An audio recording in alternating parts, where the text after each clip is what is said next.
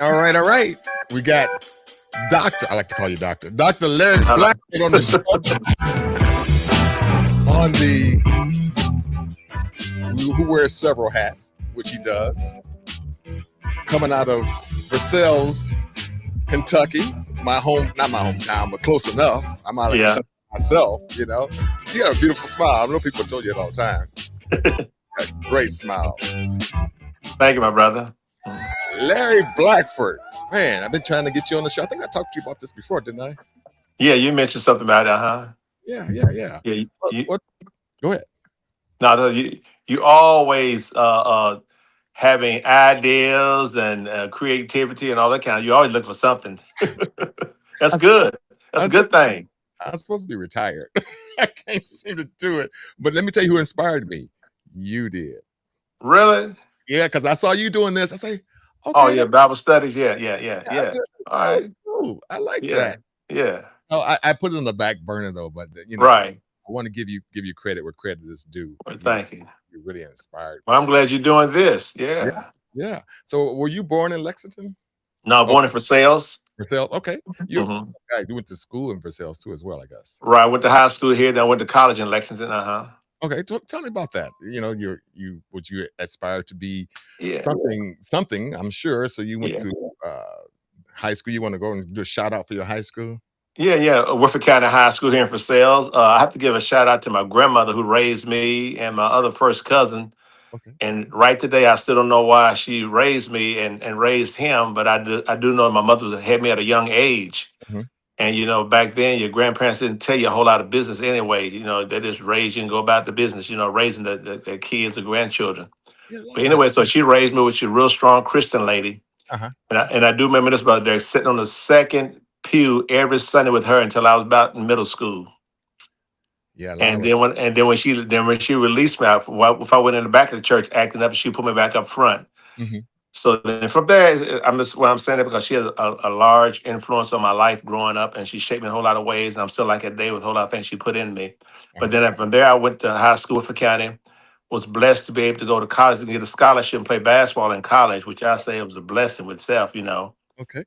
And that really blew my mind to be able to go through school and play something that God has given you the gift to play, the tools to play, and pay for your education. Mhm. That blew my mind. And I went to one of the most expensive colleges in this area. First, I went to Eastern, and I transferred to Transylvania University. And it's amazing me to just go through the line and get my books and pay my tuition just with a card. I said, Lord have mercy. And to graduate, and I have to pay a dime for my education, Okay. only because of the gift God gave me to play basketball. And I took my education serious also. And so from there, I graduated and we're hoping to play some pro ball, but wasn't able to do that. But then I went into the education teacher, got a degree in PE and history. And so I taught PE and coached for years and years in Fayette County schools.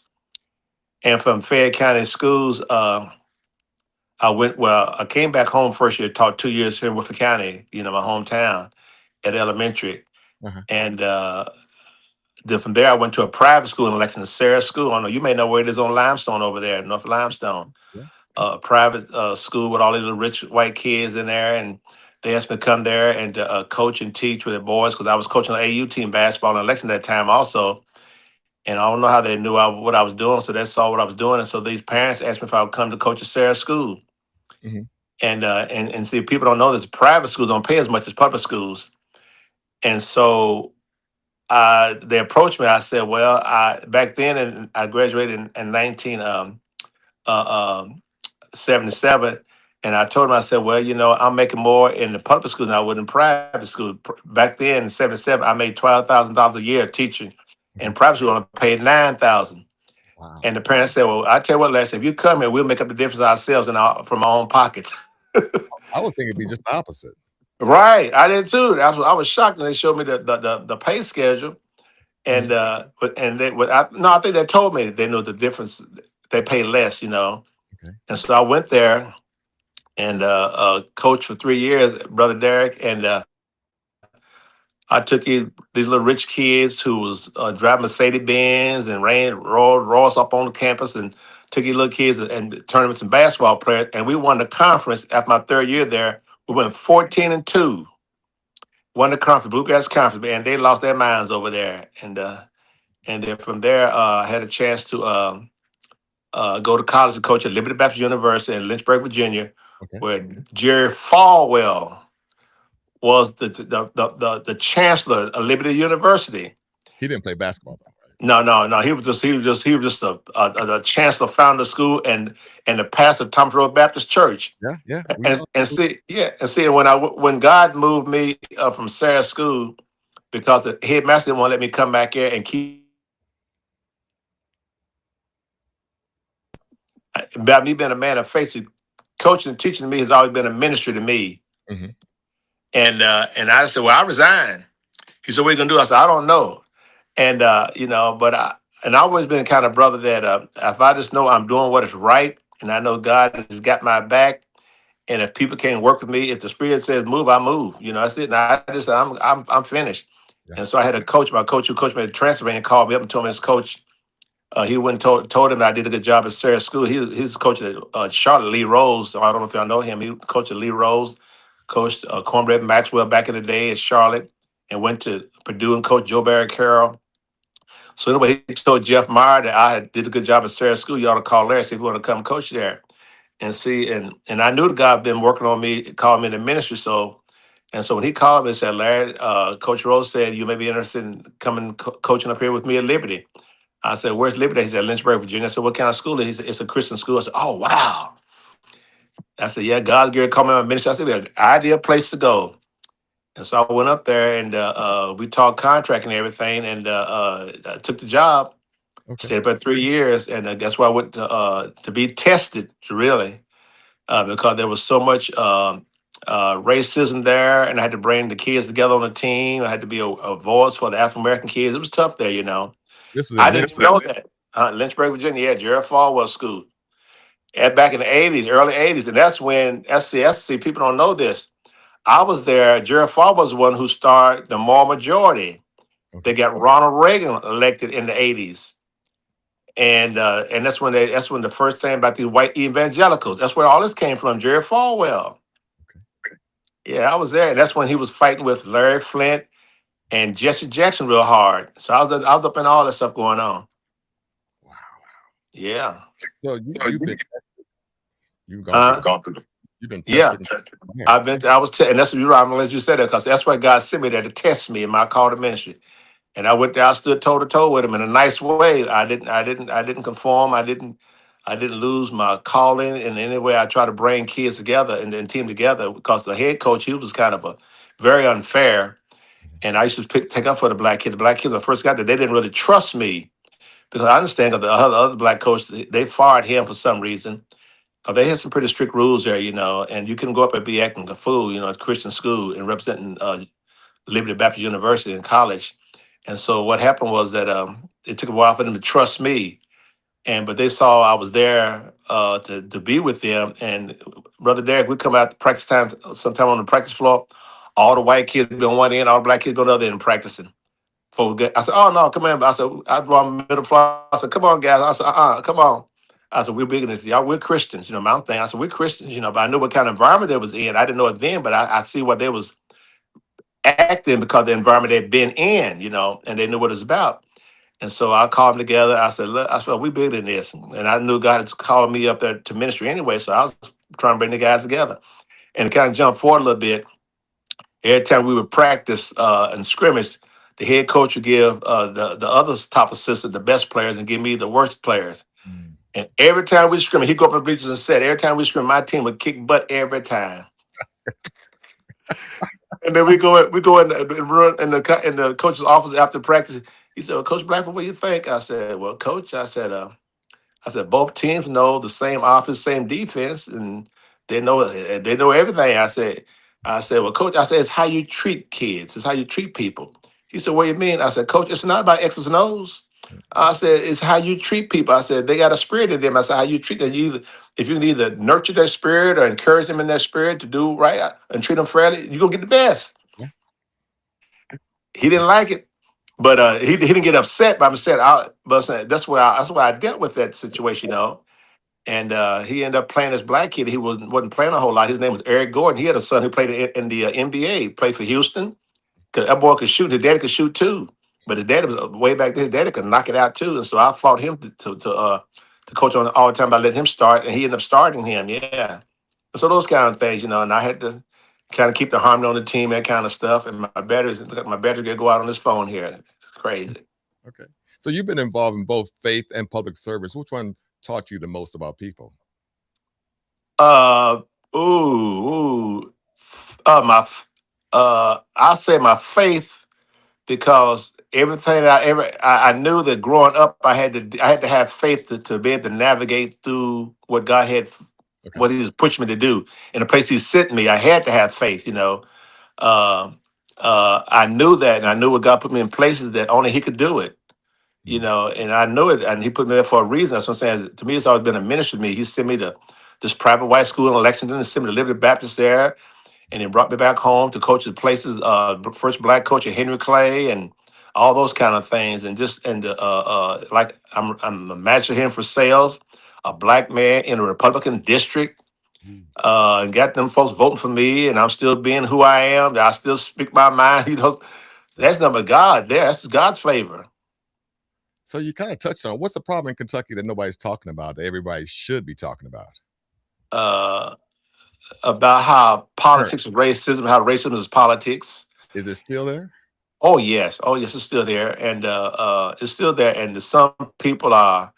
Uh, I still try to deal with it in a way, bringing unity. I'm also the president of NAACP here for sales, and we do a lot of things to reach across the table. People know I do, and that's what I do. And I have tough conversation. I'm dealing with the education system a lot, and so I'm always stirring up some good trouble down. Like John Lewis said, I just need some help. Other than the Lord help, I just need some other feet and hands on the and voices on the ground with me. Yeah. So if you had the governor's attention for 5 minutes and could only ask for one change, what would it be? Be servants of serving the people, Okay. and have some integrity and character. You need to have those standards of having character and integrity before you even go in. Mhm. You can't go in that stuff and go try to find it. Then you better have some standards for you want to be an elected official or be a leader in any area. Why do you think people think that racism is over with? It's not existing anymore. What make their even Falcon to think that it's done, it's over? I think I think because they see us as black people, God has made us this way. He's given us so many gifts and talents and a spirit in us that we always can overcome things. We can endure things, and I think and they see us just prospering and just excelling in everything. They think because they see us excelling doing those kind of things that we overcome racism, or we don't no longer have it hard anymore. Mhm. But racism is a system already in place, and that system has not been dismantled. And that system not only in place, it's their thinking. Mm. When most white people, they think along with the system, therefore they become a part of the system and think it's normal, Mhm. and they don't even know they're doing it. I got some white friends. I tell them all the time. I said, "You all have white friends who look like you, or who are racist. You all may not be racist. You may not be one." I said, "But they are. But you don't know what racism look like. So they're tricking you, and they're Mhm. doing it to us. And you don't even know it. Don't even see it." So I just think that that's a hard thing. Unless you get some white people around the table that can have real conversations, they have no idea what racism looks like. Not whatsoever. So what do you think the biggest mistake local governments that where you live at make when trying to help communities? What is the mistake that not transferring over when you're trying to help the community? They don't invite diversity to the table, or when they make decisions in government, or make decisions in schools pertaining to a diverse group of people. That's the problem. That's why I tell them all the time. I said, if you sit around the table, everybody looks like you, then that's not a good meeting. No. I said, who can be the voice for the brown, the black, and the fair? Well, I said, who can be a voice for them? I said, you all got to be more conscious of that you all can't sit around a table and have everybody looking like you, and you work with people in public, make decisions for somebody who ain't at the table. Hmm. But see, and they do that sometimes. Some of them do it subconscious, not even knowing. It's just normal, Yeah. because they don't look at us as being equal. Don't look at us being needed. They think that we just need the crumbs, while they won't eat the loaf, have the loaf on the table. Well, we just don't take the crumbs, the leftovers, I guess.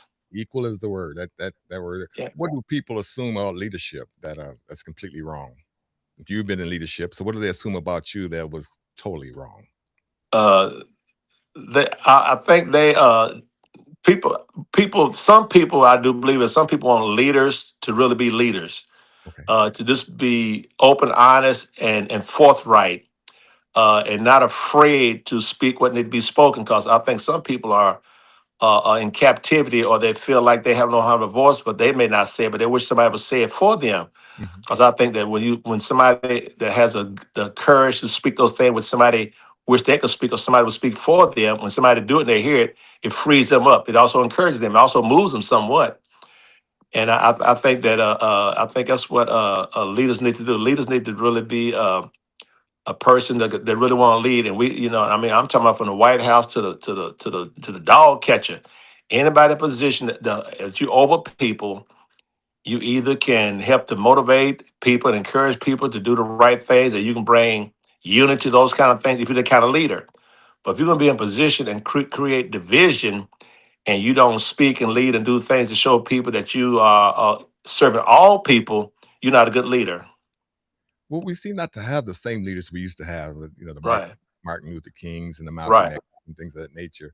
right. Why do you think that is? Is it because of assassinations, or because when you talk a lot, people look at you and then you get a lot of crazies around who want to take you out of the box for what you said. So Right.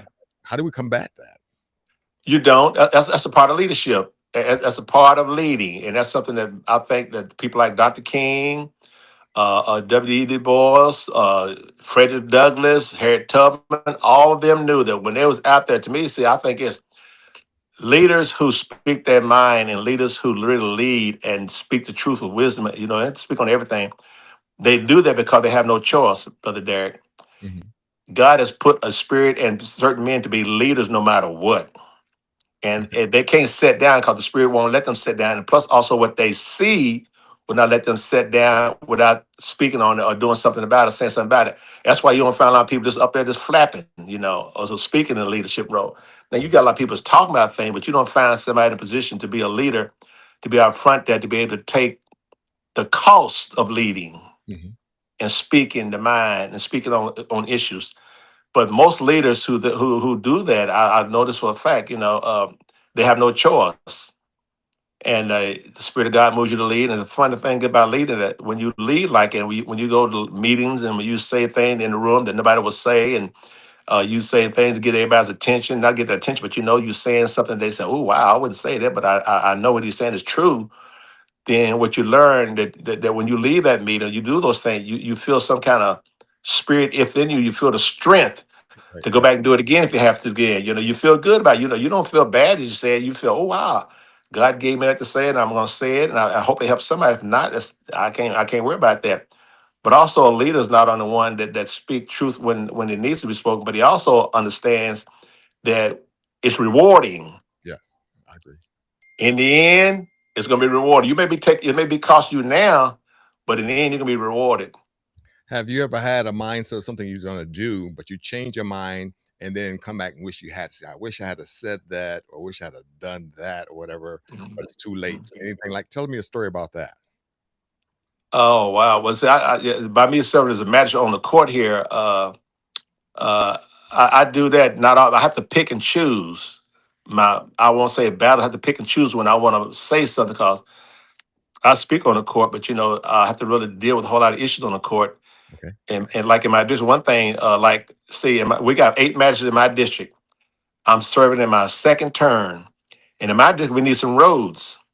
And so what I did last year, I knew we would have election this year. What I did last year, I asked my county clerk to give me a list of all the roads that have been paved in all the districts in our county. Mhm. And so she gave me a list, 8 districts. Out of all 8 districts, all roads have been certain roads have been paved in every district except mine. Except mine. Now this is for 8 years now. Everybody's been getting roads except me. Now, so what I did this year, I was asked to give me that list, so I was setting it up because they know me, they know what I was gonna do. I was gonna say, okay, here I am serving my constituents, their taxpayers, Yeah. the citizens of Woodford County. Why can't we get no roads paved in my district? Everybody's getting 2 or 3 roads paved in their district. And everybody know what that'll be obviously what I'm saying, right? Mhm. And so what I did, I gave them time. They knew I got the paper, and the judge knew it. So what he ended up doing is give me some roads in my district paved because he didn't want to hear me come publicly. Okay. Okay. Oh yeah, he know that. Cause one night on the court, when I first started on the court, they was kind of, giving me a hard time, and I got some pickleball court built for them with this ARPA money the federal government gave us, which I thought was one of the smartest thing they did. And after we gave everybody else in the county money, like EMS, police, all those people who work with people during the COVID time, which was meant to do right. I'm looking at the public. I said we need to build some pickleball courts, which is fast growing sport. Right. They Right. fought me like I don't know what. They fought me up and down. I went and got the bids and brought them to court every time. Kept going with them, and they voted down. They voted down to send it down to city because city and county we work together in a lock agreement. We do 55%. They do 45. We do those kind of projects together. And I told them, I said everything we do with the city. I said we vote on it. We send it down. I said y'all didn't even vote to send this down to court. And I said, matter of fact, y'all some make me feel like I'm Jackie Robinson physical court. Right. Right. And so we ended up getting them done though, because and everybody in the camp said, Larry, why they keep fighting you on that? And I'll make it very plain and very simple why we want a pickleball course. And now they're so happy they pickleball course where everybody's playing, and it's just crazy. So it's just those kind of things. You So been it's playing just, pickleball? oh yeah, I'm a big pickleball player. Yeah, I haven't had a chance to. I've watched them do it. I don't know if I would do that. it's fun, man. It's addictive. It is addictive, Yeah, I and seen. anybody can play. Nancy plays. Yeah, I seen restaurants built around it. Restaurants Yeah, it's big. and stuff like that. Well, with that being said, do you feel that you become more connected as a society or more isolated? I feel more connected. I really do because I approach of things in a way of try to be educational and try to be unified in what I'm doing. I try to make it very clear why what I'm doing and what they can still understand. They can see I can be clear too. Someone can be mad as hell. I understand that. Don't bother me. But I try to make very clear. I really try to hit their conscious or their thinking. One another incident. In the black community over here, we got a street over here in for sales named MLK, Dr. King. And they had MLK signs up on the telephone poles on each end of the street, up on the telephone poles. And this out of my district, but I went down to City Hall. I said, man, can we get Dr. King sign down on the ground on some street poles? Mhm. And it ain't gonna be easy, well, we can't do that. We can't do that. I said, well, they may keep hitting the poles down there. I said, well, if they keep hitting, keep putting it up or move the pole back. And I said, then we have this guy in facility. Y'all probably know this guy named A.B. Chandler. He was commissioner of baseball. Happy Chandler. He's from here in Woodford County, Okay. and he's a tough cookie. Let me say that. And so, and I asked the guy, I was talking to him about it moving MLK sign down on the ground and putting on two poles on each end of the street. And I said, let me ask you. I said, will you put A.B. Chandler's name up on the telephone poles? Because he lived in Versailles too. He's big. Happy Chandler's a big guy. He went at Los Angeles Dodgers with the help to integrate. Well, I ain't gonna say help to integrate, but he was pretty tough. Some guys out in L.A., California on the baseball team. And so I said, would you put a Happy Chandler's name up on a telephone pole? He said, yeah. I said, well, you may have to, but we don't want an MLK up on those telephone pole. You need to bring it down, put some signs down. And they ended up doing it. So what But would it? that's something What's going to some happen? see something simple as that. They wouldn't put his name down on. See, to me, I said that's disrespectful to the black community and to him to have his name up on telephone poles on each end of the street instead of put it on poles. So they end up bringing them down. Okay. Well, I mean, so what's the one lesson from church leadership that you participate in that politicians should know or should be desperately learning from you, Mhm. people like you? That if the elected officials are servants, is ordained by God in the Bible, so they don't understand that. See, that's what we be held accountable for. There's three things that God ordained: marriage, government, and the church. Okay. All of them ordained by God. If you think about those three things, marriage, government, and church. And so, if any elected official that's serving in government, you ordained to serve the people. Hmm. Bottom line, government serves the people.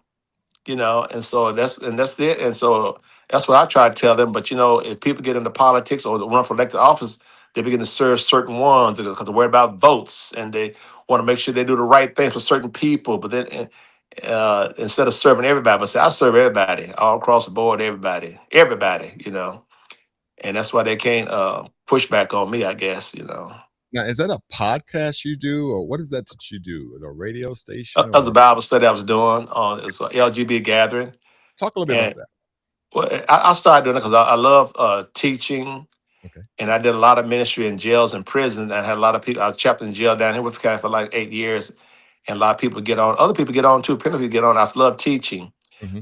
because I know a lot of people are saved, Brother Derek, Yeah. but not a lot of people not going to church and they're not staying connected. I understand that too. I understand that, So I try to keep them connected any kind of way I can through my little Bible study I had on LGB gathering. Okay. But Facebook will take me off now. They suspended for some reason. I don't know why they took me down. Maybe some of the music you was playing. Probably I don't know, but they didn't say nothing. They've been hitting me off about 4 or 5 months now. They usually say something. Say, hey, or no, or either you can file an appeal, I guess, and find out Mhm. why they Yeah, took it. yeah. I need to probably do that. I've done it, I think, but I ain't got no response back from them though. Okay. Yeah, they cut back, but they also changed their policies on a lot of things. Okay. Yeah, so yeah, I appreciate that. What are some of the things that you think that AI has contributed or taken away from? Are you for it? Are you against it? What's your thoughts on AI? Oh man, you bet to know you bet to have some other resources other than this AI. Yeah. Some of it's good, but some of it's crazy. Hmm. Like everything else, I think people like that in society. They to keep you messed up, to keep you thinking, to keep you twisted, or Hmm. keep you swinging, whatever. But I like something about AI. I do. I can Google some stuff AI, and I like it. But you got to be, and you also got to be one that have some idea what you're seeking, and not be gullible just what somebody tell you. Right, right. Then you can tell that what somebody's saying, if it makes sense. If you have any kind of knowledge yourself, a little bit of yourself, Right, right. So a young person watching this who want to be like you or do some of the things that you're doing, what's some advice that you would tell them to coach them on to, let's say he's just come out of high school, then we'll say come out of college, and let's say there's an adult who's 40, 50 years old Mhm. who has a change in life and God has spoke to his heart or her Yeah. heart, I don't know Mhm. if it's his. Right. What would you tell them? Let's start with high school. What would you tell a high school student I would who I would tell a high school kid to really have goals. okay. Make up your mind what you really want to do, and believe in yourself.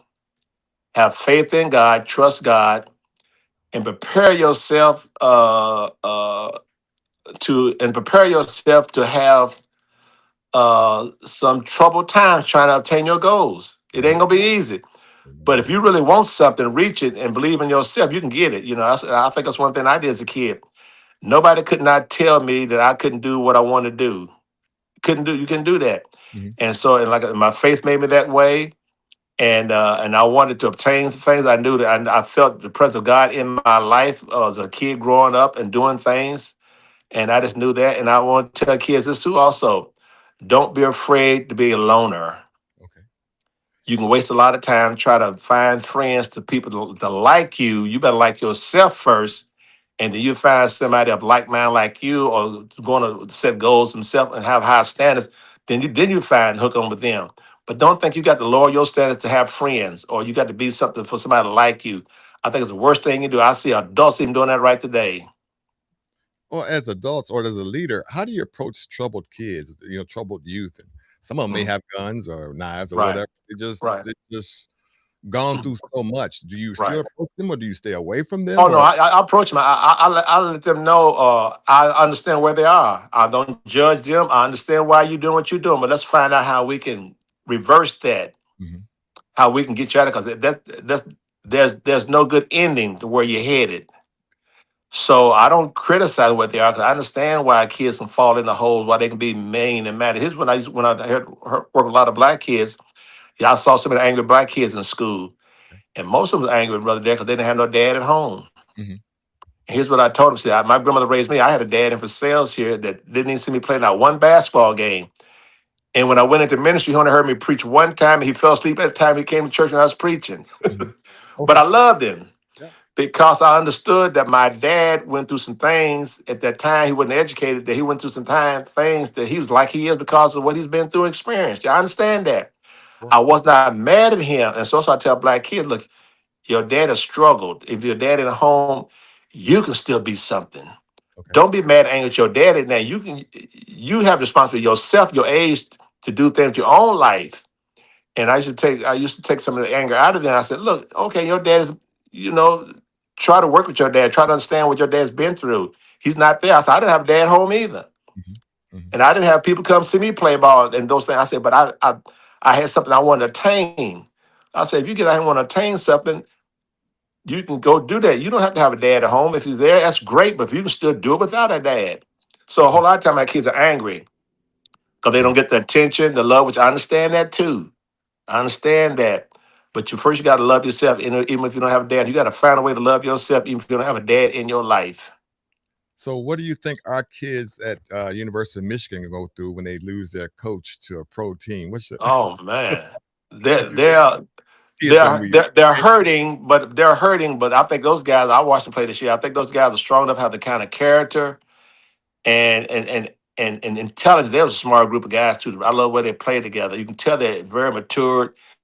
And I think they can reconnect themselves. I really do because they know that the coaching will always be with them anyway. So they know if those things do happen. But I got enough in me where I'm going to still be successful, whether he here or not. See, So you think that coach made the right decision or a bad no, decision? no, no. I don't think anybody make the right decision to go coach NBA. No,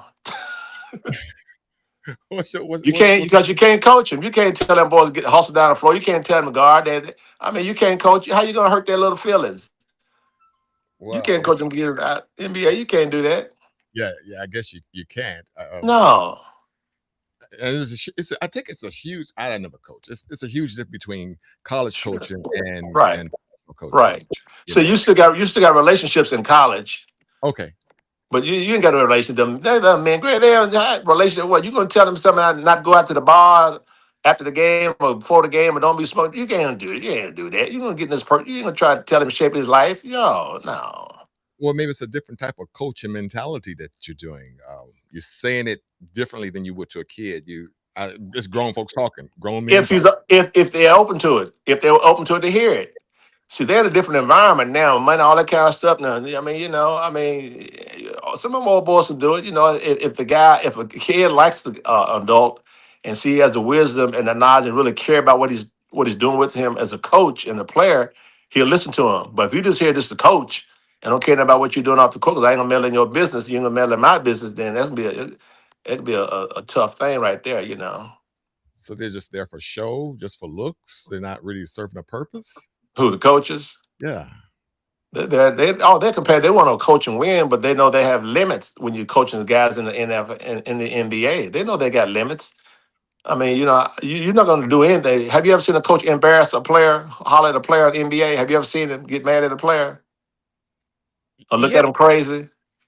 Not today, but back in the day, I've seen some coaches yell and be But screaming. But back in the day, yell at the player or they yell at the ref. Maybe mostly they yell at the refs. yeah, back in the day, yeah, Yeah. back in the day, that's when the coaches back in the day coaches too. That's where they on coaches. Only way they're gonna coach. These boys coaching nowadays ain't gonna do that, Mhm. and the players ain't gonna take it. Mm. Okay. All right. So They ain't gonna take it. what truth do you know today that you wish someone had told you when you were 25 years old? You think it Wow, would made a difference in your life or change your life or what truth? you got the truth all you got from your grandmother and that's all you needed and you where you needed to be. I think she prepared me well. Really, I do. You know, her and some older guys in the community said things to me, and I was kind of old head growing up. I Okay. was, You I had an old, was, huh? you had an old soul. Yeah, Like, yeah. I was old, so yeah, okay, very yeah, respectful. I know yeah. they're very extremely respectful. And tell me your thoughts on this. When it comes to the South and versus the North, they have a lot of respect, a yes ma'am, no ma'am type of thing, open the doors, all that kind of stuff. How do the Southern people feel about the Northern people who doesn't have that same type of respect? I'm just curious. I'm just throwing that out there. Is it like they had bad home training, or they weren't raised right, or what are your thoughts, or do they say I want to be like them?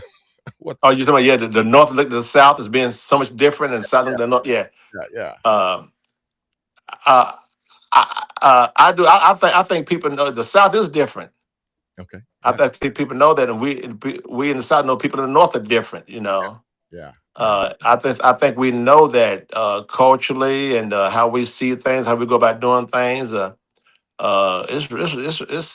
rough in the South. It's not as bad up north, but Okay, it's still bad in the north too. But it's a different kind of rough, well, tell me you about know. explain that because I'm thinking it's more rougher in the north, such as New York, Detroit, Chicago, Okay.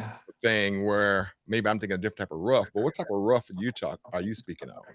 I'm talking about opportunities, living, Oh, yeah, yeah, how people are treated, how people looked at. yeah.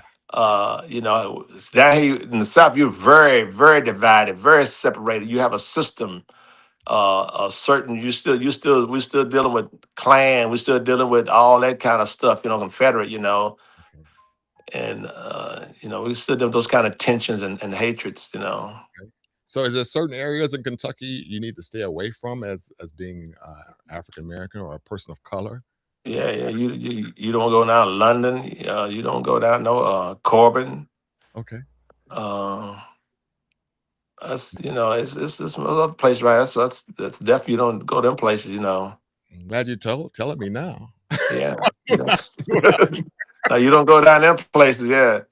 I didn't know. I didn't know there was. I thought you could go anywhere. I know. No, no, no. You can't go anywhere. No, I thought no. that was like that maybe in Alabama, Mississippi, and Georgia, Mm. but I didn't know. Yeah, Probably same goes for Tennessee. There's certain places you yeah. not be at night or maybe Right, in the daytime. You know. right. Yeah.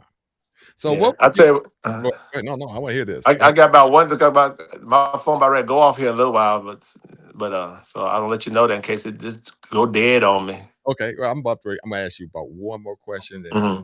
what would you want people to remember you by like 25, 30 years, or gone on Hmm. story? What do you want the Yeah. people to look back at Larry Blackford and remember some things that you did and speak highly of? What would be your legacy? Something that you That I was a man after God's own heart, and I care about people. okay. Well, that's true because you care about Yeah. me enough to be on my show. So That's why I love it, brother. Yeah. that's what I care That's right there. that's what I want people. I really do. I care about people. I'm drawn to try to help people. Sometimes even to my detriment. Sometimes I can't stand seeing people being mistreated. Mhm. I may go and try to help somebody. Something I've learned to not always go all the time because a whole lot of time people set you up and they run after they set you up to go help them. Those kind of things. Okay. But it bothers me when I see people being hurt because I know what it is to be an educator, see kids in school bullying each other and that kind of stuff. And it's really bad when somebody's being mistreated and they feel helpless and powerless and feel like they're being mistreated. I don't like them feeling that way. So you have to wear several hats. Which hat Yeah. you wear of all these different jobs and things you do? Because this show is about people who wear several hats Mm. that you say is the heaviest hat to wear during your course of your day or your life or your week or your month.